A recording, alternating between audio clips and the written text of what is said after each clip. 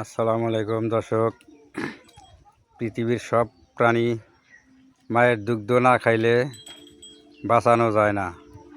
আমরাও একদিন ছোট ছিলাম, মায়ের দুগ্ধ খেয়ে আমরা বেঁচে আছি এবং বড় হয়েছি। এভাবেই পৃথিবীর সব প্রাণী মায়ের দুগ্ধ খায়া বেঁচে থাকে।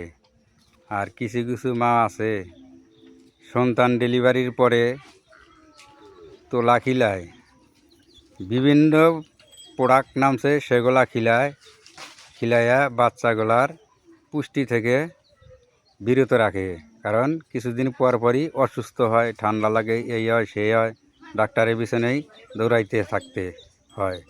আর অরিজিনাল মায়ের বুকের দুধ যে কী পরিমাণ পুষ্টি একমাত্র সন্তানের শরীরেই ভালো করতে পারে, যে মায়ের বুকের দুধ কী পরিমাণ পুষ্টি।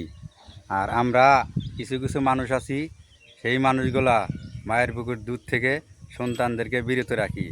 এগুলা ঠিক না, এগুলা সবাই খেয়াল করে চলতে হয়। মায়ের বুকের দুধ একমাত্র সন্তানের জন্য পুষ্টি, সন্তানের শরীর স্বাস্থ্য ভালো, রোগ ব্যাধি থেকে মুক্তি থাকে, এটাই আমি মনে করি।